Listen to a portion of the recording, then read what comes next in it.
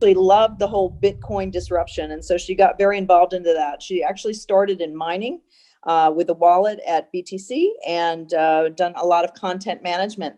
And then in 2019, she decided to set the world afire here and create the CryptoCanal. She's worked with companies like Cyber Capital. She's worked with Bitcoin. She's worked with Luno, BA and Masters from University of Geneva. So all our Swiss people, hello. And I'll let you take the stage. Welcome. Thank you, Lynn. It's always funny to hear someone read my bio. It's always interesting to look back, and I think this is like one of a rare occasion, really, where I'm here to really be able to inspire others and tell a bit more about my journey and share a bit what I've been doing in the space, and to be able to tell how did I get here? How did I land in this world of crypto, in this world of this new token economy, right? That UNIT is all about. So I look forward to sharing it with you. So basically, in a nutshell, as I can see in the chat, someone's asking where I'm from, if I'm Dutch or not. No, I was born and raised in Geneva, Switzerland, and I did my studies there, basically, like you mentioned. So from political science major, I thought at the time that I would be working more in the Middle East, actually. So I was learning Arabic. I did an exchange program in Beirut. I thought that was my calling. That was my first vibe, was really I was going to be around that place in the world. And then in my master's program, I really got really close to the whole, being able to create public policies was something I was very excited about. I thought, wow, this is the first time that we can make a difference, and not just part of an NGO, but actually when you look at public policies and when you look at what you can target and what you can create as a government. And you can see that my philosophy will change over the years. But at the time, at least, I really thought that where you could make a difference was through governments and good policy making. And I was really interested in the environment. At the time, I was part of that generation, that green generation, the people that watched, people that were scaring us with frogs that were boiling in cups of waters, right? So that was another philosophy of mine at the time. And that's where I wanted to really be part of the water management world. Leading me to Singapore, where I was really learning about water policies and how I could make a difference there, which then led me to work with actually the Delhi government, where I was also in the revenue department and learning how we could, with good policy making, could we actually eradicate certain things surrounding, water poverty and just, people that are in distress of having able to have potable water. So that was my academic background, and other side stories where I was part of a lot of empowerment and youth groups to sort of, you're a change maker. So I saw that sort of that vibe of trying to inspire new people to make a difference and make a change. So that's my background at the time. And I landed in the Netherlands in 2016. And then it was really difficult. That was the first time when you sort of, you get out of a university, you have all these high, I can't say your ego is just massive, right? You get out of this, you just think, I'm going to change the world. I'm going to be able to do all these amazing things. I've learned all these things. I've traveled. I've been able to have these amazing opportunities to study abroad. And that all came to a halt. It was kind of a really, in terms of ego, it was a really big setback. And I was like, what am I going to do? How am I going to be able to contribute in this next world? What is my calling? How can I find this passion? Because I know that I'm a passionate person. So how can I be as passionate about my job as I can be in my personal life? And it led me to do a job in customer service. It was very humbling. And when I look back, it makes me smile. It actually was a wonderful, humbling experience here in Amsterdam. But from that experience, it also taught me that I wanted to do something more. This was not what I wanted to do day in and day out. And I thought that was it. I thought I was applying for the UN again and leaving and going to somewhere in Mongolia. That was LE 2016, 2017. And then I went to a Bitcoin meetup. And I must admit, that was one of the weirdest events I went to, because the night before I had gone to an agile meetup. So about, project management and how to have better organizations and how we can work better and how we can have, just better systems where we can work together and be more agile with people. And I already thought that was pretty interesting.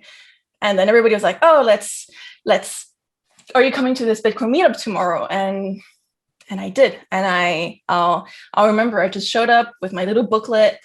And I didn't have a clue. I just felt, obviously October 2017 was like, bull market, was, ICO year. So it was kind of crazy. And something was in the air, the electricity, the greed, the excitement, and there was different ICO pitchings that night. And it was it was just weird. And I was also the only kind of girl there, and no one really said hi. And I was kind of like a bit lost, but I thought, okay, this is kind of fun as well. Like, it was just a nice venue and there's a lot of people. And at the after drinks, someone was just adamant to just teach me about hashes and private keys. Bear in mind, at that time, I just knew zilch about all of these things, right? But this person took the time to sit with me on a napkin, and I was just trying to follow on my little notepad.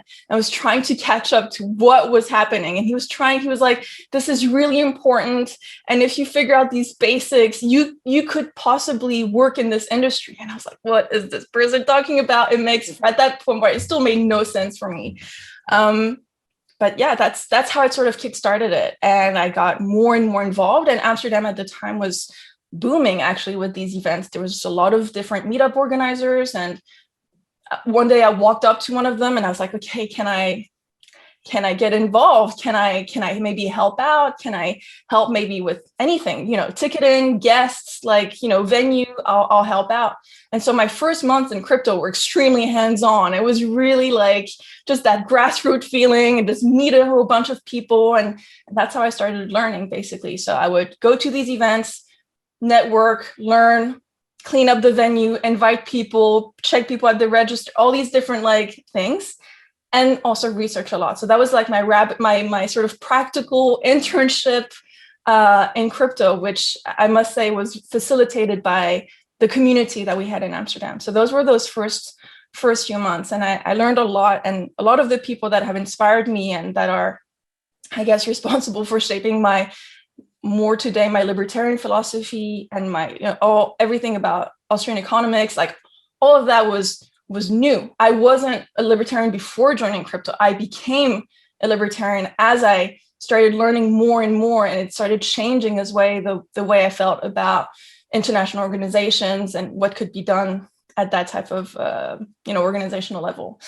And it led for me to have this wonderful experience at BTC.com. It was kind of surreal because suddenly I was catapulted, and like you mentioned, in the mining wallet industry. It was in Amsterdam. Wonderful 10 months, really super intense. Suddenly I was the one writing content, explaining people about proof of work or their key management, or about celebrating certain events in the community, what happens when you have a hard fork, and also participating in a bunch of events. And the team we were so tight. It was so nice to have everybody in the same office. The devs were right next door. So I could just, if I had any technical question, I could run to them and say, what's this about? I'm not sure about this. They would also help me in creating content and making sure that I wasn't saying saying too many mistakes. So that was really intense. And then at the time, Bitmain was our mother company, and they realized that we were an entity that wasn't being extremely financially successful in Amsterdam. So they decided to just get rid of the whole entity in Amsterdam. And that was another shock for me, because from coming from the grassroots and then finding this family at BTC.com, and then having the rug kind of pulled from under my feet was extremely traumatizing. I mean, it was wonderful. And also it was so sudden. It was like, when you have a breakup and it's just like an SMS and you're like, no, but this can't be. We're so close. I gave you 10 months. This is a real thing, right? You can't ghost me now. It was so, and I remember we were just, wow, and we were also very young. I must say, the whole team, for a lot of us, this was our first job, and we're just, we didn't take a break. We were just hardcore believers. And it was just so sudden. And it's, and that also inspired me. So that was again, in hardship. And then, when you think everything's going well, and then in retrospect, you can look back and be like, oh, growth. But at the time, super scary. What am I going to do? How can I stay in crypto? I loved my job. My job was everything I wanted. It fit my needs to teach people. It fit my personal needs in terms of growth. I felt like I was learning, then I was teaching. It was this great, feedback loop at that organization. And it inspired me to just never be in that situation again, where I would give all my passion, all my time, all my spirit to a company. I decided I would never be in that situation again, which inspired me then to create CryptoCanal, because I wanted that ownership. I wanted to basically have the same job, be able to basically be in crypto, research, learn, educate, things that are very important to me even today. But basically So be able to is do it that the myself. purpose of crypto? Is that the purpose of your company, is to educate? I mean, I guess in a couple sentences, what would you say the purpose would be? Yeah, I feel like CryptoCanal, because I'm very lucky in the Netherlands, it's very easy to set up as a freelancer, is a concept that's evolving with me as a person in crypto. So in the first year of CryptoCanal, I think I didn't really know, because I kind of like set up the company before setting a business plan, right? It was kind of like, I just want to make sure that I can, because I was getting offers from other companies to go work for them, but I didn't want to find myself in the same situation. So I wanted a structure that would protect me and where I could be a freelancer. So in the first year, I guess I was just doing the same job, but for other companies. So I work with Luno, I work with OKEx, I work with Bitcoin.com and other, but then I was the product of my company, right? My time, my energy, my community management was for those companies. So at that time, I was again not building CryptoCanal really, but building other people's communities for them. So that was the first year. And that's really interesting as well, how I didn't really know how I could do things differently, right? When you're just a one person in the beginning, you're rolling with the punches. You're just happy you have clients. You just want, and it's also maybe not very scalable. It was a lot of, it's very stressful to be in that position where you're that point of contact for many companies here in the Netherlands. They have a lot of expectations. They want to grow. They want to do a bunch of things. They want to do events. They want to have a community. They want everything. And you're only one part of a very long chain. And you're basically the last piece of the chain on the ground, organizing and being that front facing person with people trying their products and stuff. And so that was the first year of CryptoCanal. That was kind of the model I had. And then that kind of changed, and I was working with, I always had Cyber Capital on the side. So I was working as a sort of a marketing, but also advising them, and working with the cryptocurrency investment fund was extremely, I mean, for me, that was also a huge part of how I learned a lot of the fundamentals behind it, because they do only FA investment. So for me, that was also a wonderful way to learn and be part of that institutional world. And recently, I think December is when really I had to take a step back. We can talk more about mental health if you want, or I don't know how this audience is. I don't want to trigger anyone basically, but last year, I guess for a lot of people around the world, it was just not easy. And March 2020, at that point, I was global events manager for Bitcoin.com, which is not a title you want in 2020. I can tell you, no one wants to be in the event business in 2020. And I was, this was like a company I really liked. I liked their ethos. I liked the team. Great job again, like in terms of like as a freelancer again. I thought, wow, I remember being extremely emotional signing that agreement. I was in Davos. I was just, I don't know. It felt 2020 was like the pinnacle of like. It was not a good year for anybody, no doubt. No doubt. Absolutely. Yeah. I wanted to ask. Yeah. I wanted to ask a quick question, just because I think it's helpful for people to understand in your version. I mean, you've had such great experience, and you are a young, lovely, dynamic woman. I mean, a powerhouse. And I think it's important to kind of get your version of what would you say a token is in just layman's terms? It's a way to exchange value. Purely and simply, a token can be many things, because you can put whatever token economics you want on a token, but it's basically exchanging value from point A to point B. And then all these tokens can represent different things. They can represent different value systems.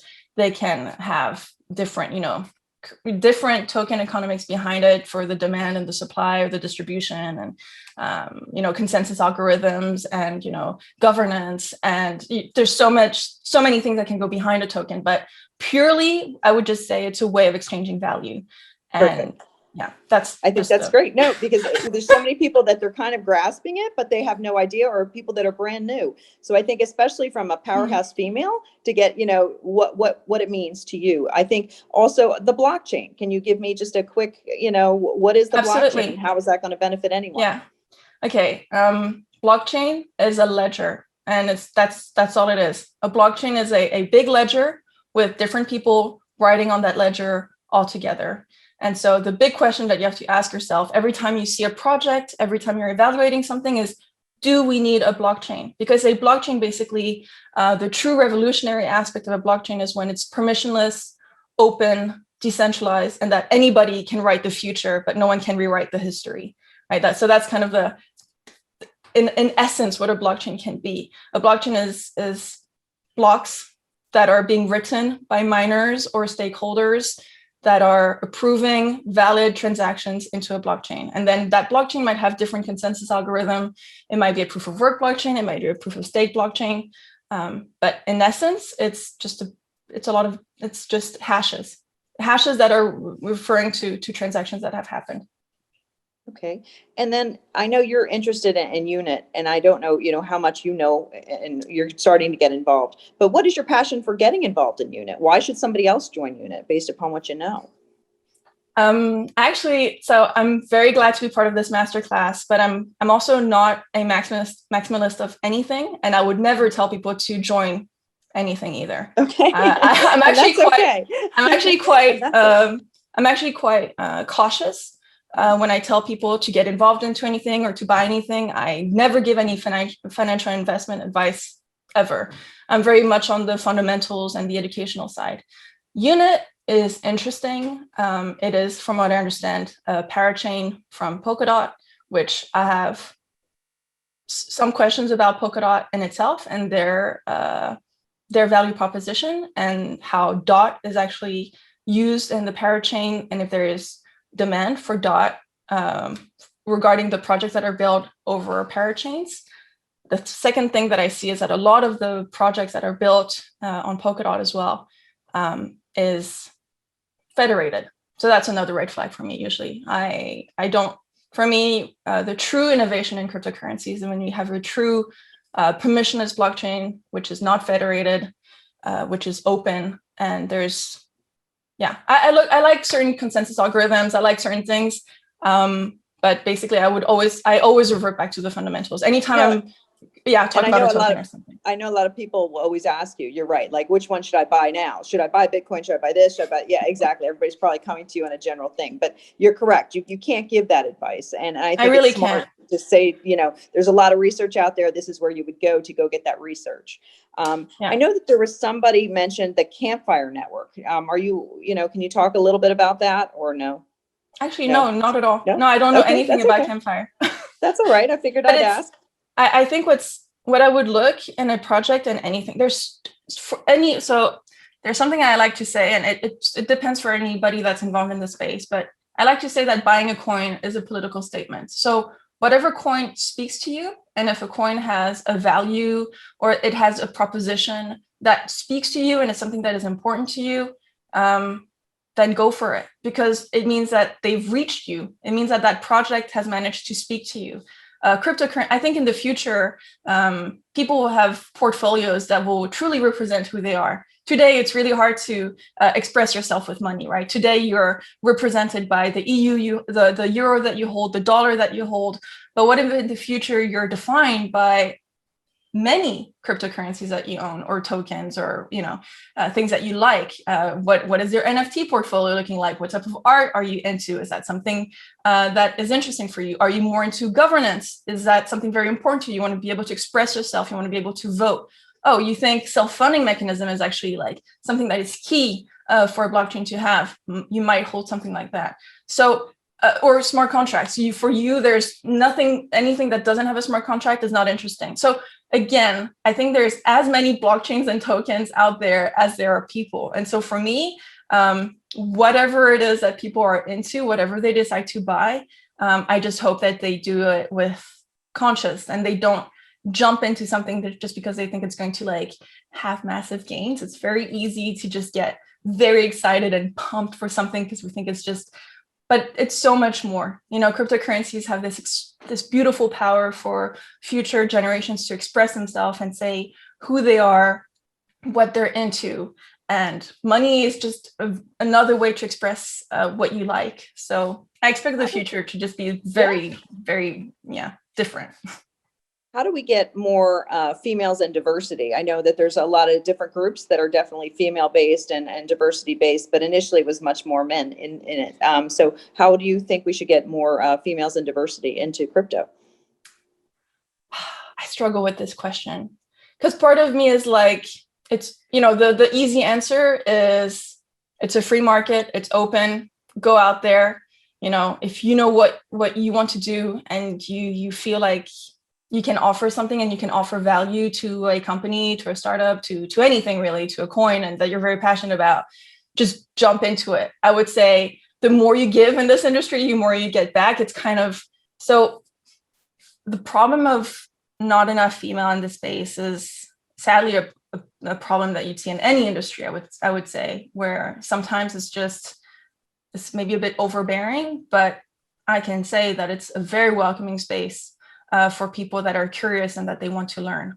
I haven't had anybody just close their door on me when I said, excuse me, like, explain your consensus algorithm again, because I'm not sure what you're talking about here. So it's open, I would say. So female, male, whatever you are, this is a space where you can become what you want to become. It's actually very liberating a space to be in. No one's expecting you to be a certain way or dress a certain way. I've seen the most marginal, beautiful, different people actually, because it's actually a space which doesn't condemn you for having had this or this educational background or having worked with this or that company. It's really merit-based. So if you're out there, if you're putting out content, if you're being a very good business developer, very good marketeer, if you're a designer, if you're whatever rocks your boat, I can tell you crypto has a space for you. Obviously, certain roles are more in demand. I would say the moment I realized I didn't want to be a developer, I was like, I can't contribute. How am I going to do this? I'm not a developer. I cannot code all day, every day. But there's so much more, and these developers, someone needs to translate whatever they're coding. And these guys or women, they need people to translate and make sense of what they're trying to do, because they just give you a beautiful code and it's the best code ever. And you're like, everybody's saying that. What's your unique selling point? What's this about? How innovative is this? Is it innovative at all? So yeah, someone needs to translate in like people terms, sometimes what the devs are doing. So really, there's a space for anything and everyone. And if you're not someone who wants to be directly working in crypto because you already have a very successful career somewhere else, or you're not into this type of tech stuff, consider accepting cryptocurrencies as payments, or for your salary, or for the content you're putting out there. There's different ways of being basically connected to this industry. So anyone, feel free, welcome, jump on this train. It's never too late, really. It's still very early. Is there something that, especially females of the future, so, high schoolers just finding out about this, college kids just finding out about this, is there somewhere specifically you would say, at least go read these books, or at least go there, or, something that you would say a go-to just so that they can get started? I know we have master classes, which is like this, which are very important, but yeah, you did master class, but other than that, where would you go? For sure. Okay. So I mean, obviously I'm biased because every person, how they learn, you're going to be biased how you learn, but you're right. First thing, find people that you can see visually, look at their faces. How are they talking? What type of person are they? Hopefully in the future, we can meet up again and actually have peer-to-peer stuff going on. So I would, look at your local meetup, check if there's other cryptocurrency people or just living around you and who want to have a drink and talk about this type of stuff. There's nothing better than in-person debating and seeing two people disagreeing on something to actually be able to learn. Second thing, again, it's really hard for me to recommend anything because in the past, I used to be extremely passionate about someone like Andreas Antonopoulos. I used to love his content. I love how he spoke. I thought he had but then I really disagreed on how he spoke about Bitcoin, for example. I don't agree with the Lightning Network, and I don't think it's an okay way to scale. And I want people to be able to have cheaper transaction fees. So those are things. So you have to choose. It's fine. People are the people that you listen to, you can always pick and choose what they're saying according to your own research. And The you more know, the sort groups of, you get involved in, right? I understand what you're saying. You got to do your own research, and everybody has a different philosophy, different scale. Not everything's right or wrong. Everything's pretty gray. And you're right. Somebody's going to make money and somebody's not. So, you know, you have to know that going into it. There's a yeah. lot of questions from the group. I'm going to defer to you. Can you see the questions? Because they've got some amazing questions for you. Oh yeah, I'm sorry. I respond. I'm not a Dutchie. Oh, Lebanon. Yeah, wonderful. I'll just pick on that one because actually Lebanon's a very unique case for me. Someone says I was living in Lebanon for a year. Cheers. Oh, hi, Kevin. Yeah, I was in Beirut for just a semester, and I've been actually teaching a lot of classes recently for Lebanon because I started doing educational classes, as I said, in December. But living in the Netherlands, I must say, like, we're spoiled here. Like, we have access to every financial instrument in the world. Our banking system is, you know, pretty straightforward, like, you know, corrupt as everywhere, but they work, you know, as a user, they work. We don't have any capital control. The euro stable. And I couldn't help but think, oh my God, Lebanon needs cryptos like so much. Like, I'm not even joking. Like so just to catch up for people who have no clue, like Lebanon is under massive capital control, devaluation of their local currency. It's a human disaster, a human political, banking, economical disaster right now. Hyperinflation, devaluation of their currency. It's just absolutely heartbreaking for a population that is extremely knowledgeable and educated and who's well-traveled and who's connected to the world. And it's giving me chills. Like, one of the best times I've had was in Beirut. The best people, they live there. And cryptocurrencies is one way for them to get remittance, actually, because they can't, you can't, the money you have in your bank account, just consider it lost, or it lost like 90% of its value, and forget withdrawing cash. Forget making international payments. It's really difficult. Western Union takes a lot of time and, you know, transaction fees and all that stuff. So what I do in my classes, and I must say I was really emotional in that class, is like I had 95 students. Out of those 95, 87 put their BCH address in the chat, and I was able to airdrop €1 worth of BCH to all the people there. So that's just a little teeny example for them to understand, and, you know, and have cryptocurrency in their hands and really have that immediacy. And we do it together, you know, we do it live. So I'm like, okay, no, I'm taking your address. It's coming here. It's in my wallet. I show it to the people. I slide, and we control together. You know, we look at the block explorer as well. So it's like, I love doing that. So Lebanon is very special. One of our people in the program, Yip, is mentioning that she actually designed that program you're speaking to. Yeah. Wait, I'm seeing it. Yep. Oh, yeah. I actually, right? How everything's connected. Yeah.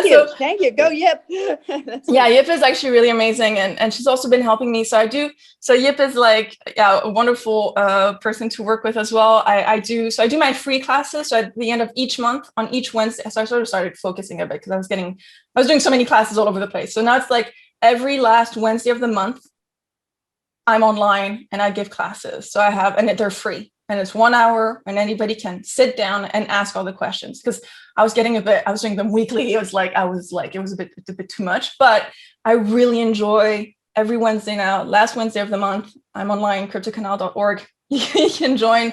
There's a meetup, and I teach the basics. And then with Yip, she's also helping me getting more different types of clients, and those are paid classes. Those are 3-hour in-depth classes, which are we go much more in detail. So for those who just want an overview, it's free. For those who really want to pick my brain for 3 hours and it's like more private class, then it's different. So yeah, thank you, Yip, for all your help. It's been really nice working with you. I'm looking at other questions. Can you continue to tell about your journey at afterbitcoin.com and the challenges you were having? I'm really keen to hear that the story continues. Yeah, Jesus, 2020. So Bitcoin.com, fantastic job, great opportunity, great people. Lost everything in March. So March 2020, I had my first and last massive CryptoCanal meetup in Amsterdam. So, you know, with a venue and stuff and speakers and guests, and it was like super nice. And then we all got COVID, and I lost the position at Bitcoin.com, which ensued in like a pretty heavy depression. I was just like, who am I? What am I doing in crypto? I lost basically the two things I lost a client that I really wanted to have for so long, and a position that I could do and I loved and, was rewarding. And the events in Amsterdam, where I was having sponsorships for the next 6 months, I had all these programs that were rolling in, and it was just so exciting. And to lose all of that all at once was like, it really took me back. And being a freelancer and being independent when you're not online, when you can't deal with your phone, when you can't deal with emails, when you just feel like just being under your covers. And actually I was in my kitchen. I put a tent in my kitchen. So I had like a tent and I put it in my kitchen, and I was like, the world can just, goodbye the world. I'm just going to hibernate now because I can't deal with all of these things. And that was really intense. I appreciate you bringing this up, because mental wellness in the workspace, especially being a female entrepreneur with all the pressures and COVID and being locked down and all these things, everyone's going through it. So I really, really appreciate you bringing this to the forefront. Yeah, it's something I realize why not talk about it? Like, I appreciate when other people do it. So I'm thinking, okay, fine, maybe and I think it's this whole thing of, okay, you're in this industry, it's a bit crazy, and it's all about, people being super successful and money, and it's just disgusting some days, and you just don't want to see it, and you're like, no, I don't like it. I can't be part of this anymore. And the pressure of just losing everything and the sense of self, and Jesus, like 2020 was like this. And another thing is that when you're like this crazy person for a couple of years saying, yeah, don't trust the system, the government's bad, and then you have something like COVID hitting, it kind of validates what you've been saying, but you also don't want it. Like, I kind of knew that it was like, this impending doom type of narrative, but I also see the despair, and I see the economy. And as a free market person, seeing all these limitations on people's freedom, personal freedom, and lockdowns, and people forced to shut down, and just how unprepared the policymakers are, and the type of policy they're putting on people. And this is threatening people's livelihoods and mental health and so much more. And we're not out of it. The consequences of COVID are long lasting, and we're just barely, I think, aware of them now. We're still in lockdown, so we have no clue what's going to happen. And every crisis does create opportunity, though. So really, you've taken that and spun it on its head. So, I mean, I really, your resilience is what we need to hear, right? I think that, you created something in a downtime. You created something after fail. You created something after depression, right? So, I mean, all of these things are huge, especially being, a female entrepreneur on your own. So kudos to you. And, thank you for making that public. I think it's huge. And this is why I think, I hate to say it, but with UNIT, we have the master's program, but we have a lot of coaches and things like that. This is a perfect time, as you said, for mental wellness coaches, health coaches, yoga coach, meditation, all these things. This is why it's going to be a boom time after we come out of this. But thank you for doing that. I know there's some more questions there. Yeah, on the same time, I'm like listening. And one thing I say, definitely, I've started, different things I picked up to sort of reconnect with myself. I'll give a couple of cues, small things. Cooking again, just getting up, getting routine, sleeping better, taking care of yourself, being creative. I realized that for the last 3 years in crypto, I had completely dropped the ball on art, on expressing myself, I love pottery. I love, watercoloring. I do a bunch of stuff on the side, and singing. And I think just to feed my soul a little bit, because crypto can sort of suck it out of you a little bit. And I was also very lucky then to sort of bounce back. And another thing that was going on in 2020 is that BCH was going through another crazy contentious upgrade. So that was also taking a lot of energy from me. Being aware of the struggles of the community. We had a whole IFP debacle last year, and it hard forked, and it was like all these things as well really were heavy for me. And relationship wise, it was also difficult. So yeah, it was a lot on my plate. But then I was able, Akane and Cindy from Satoshi's Angels, reached a hand and said, we want to work with you. And I was like, girls, I'm not 100%. And they're like, it's okay. You can do what do what you can. And also finding people that you can talk about these things and that are open. And with Satoshi's Angels, I had also a wonderful adventure at the end of 2020. We raised, a significant amount through Flipstarter. So that was also a wonderful way to experience crowd funding with Satoshi's Angels. And that was also very interesting for me to learn about. Organizing a hackathon as well in the midst of all of that, minting a token, burning it as well, using it for our pricing and for people to vote. So last year was like a lot of pushing myself a lot, and also to extract myself from depression and gain control back on what I want to do, which led to knowing that I really want to do and teach people. So that was kind of last year.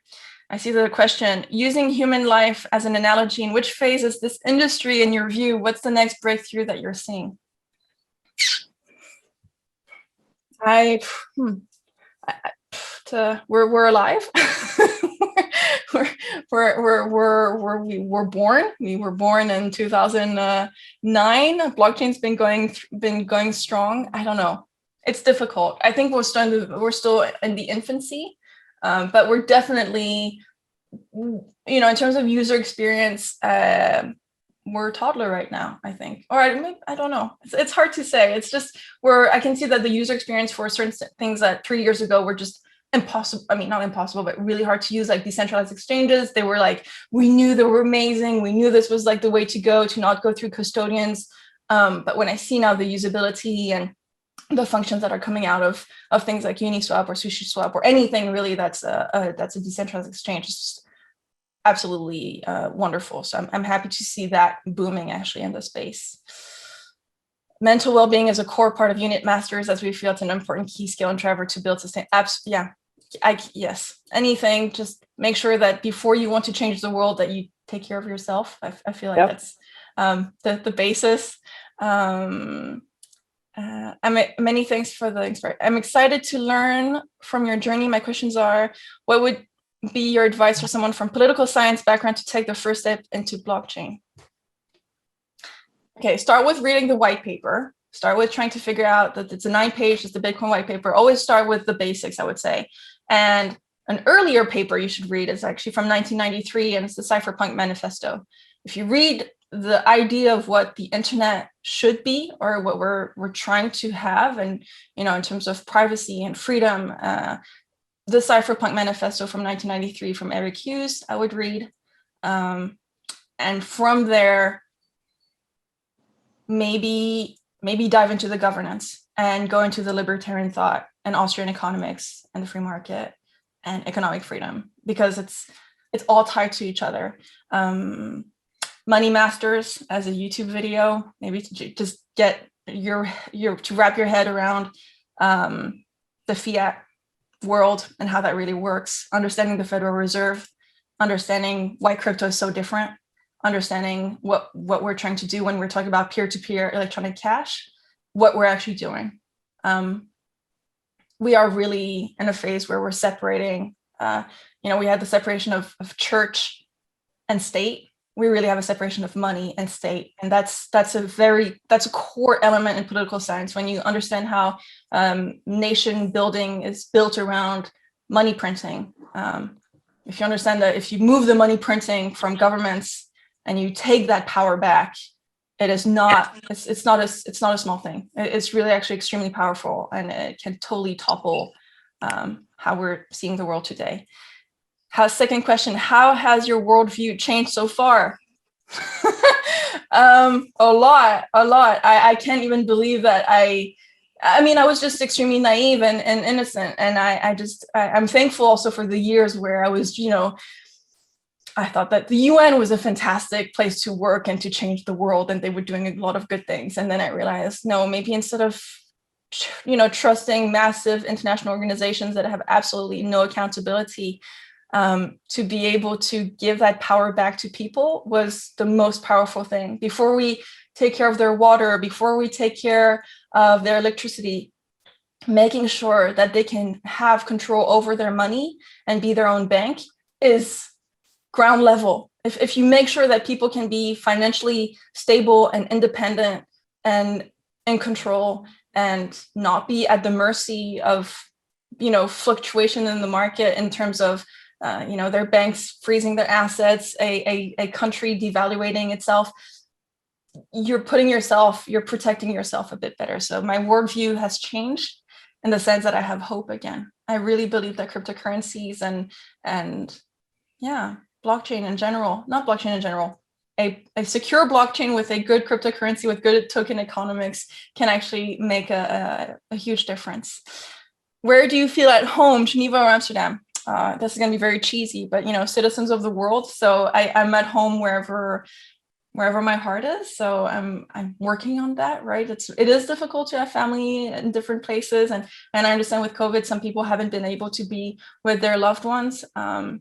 but I guess boyfriends and kitty cats are my life right now, and I'm very happy to have them very close to me. That's cute. We have about 5 minutes left. Is there something specifically that, your hope, your vision, your dream, something that you could tell people, what you want to do? I mean, you've said a lot already, right? And I love this last piece that you just went over, because I was like, wow, that is exactly what we're all about, right?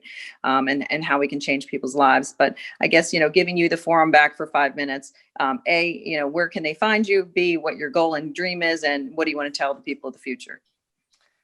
All right, so I'll start with like where you can find me. So CryptoCanal.org is my website. I have a meetup, so CryptoCanal dash meetup. You should find me where I offer my free classes at the end of each month on Wednesdays. Those are the free Crypto 101s. I also offer deep dive 3-hour classes where you can pick my brain and learn about basically everything that is in the industry right now, but in a nutshell, extremely condensed, and you should get out of there with like a good basis of what you should know.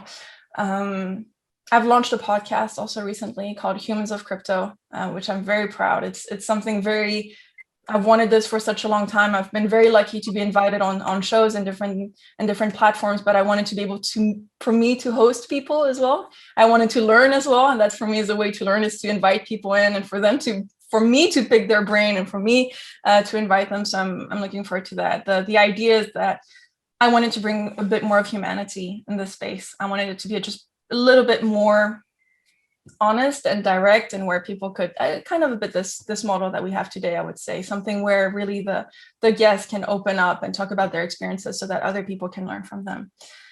So that's Humans of Crypto. I'm on Telegram, so you can also check the CryptoCanal channel or community to just stay in tune with other people that are learning and that are as lost or advanced as you are, to learn more about the space. So that's kind of all the show links that I can say about, like, in terms of work and where you can find me. My hope basically is that people start using cryptocurrencies, like actually using them.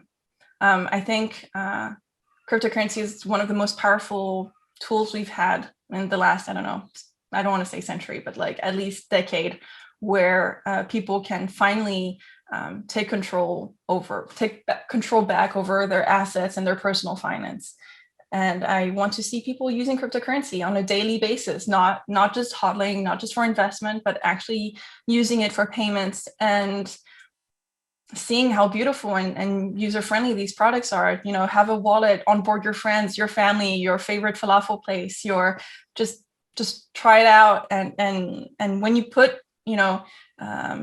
internet magic money into the hands of people, it's the most beautiful thing you can do. It really opens up a lot of things. So I would say all the people here, if you're interested, you can contact me and just feel free to just be that weird person who's onboarding everybody around you. Don't be afraid. They'll thank you. In the beginning, though, they might think, oh my God, you're just this crazy person walking around. But I can say that you'll change people's lives. Everybody here, you're extremely early into this space, and you can absolutely make a difference. Whatever you're doing in the space, you already are. Wow, that was powerful.